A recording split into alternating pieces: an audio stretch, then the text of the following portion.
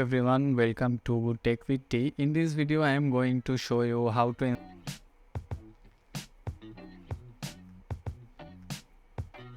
and now run sudo MySQL command for adjusting MySQL authentication. Write sudo MySQL to entering the MySQL things,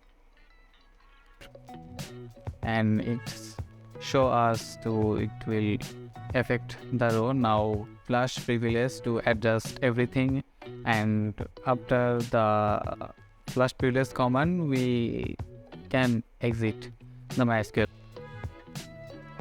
And now we are installing. So during the installation, if you face any difficulty for PHPmyAdmin, and this will give permission to symlink, now you can come back to root terminal and run this too. Now we have to go var now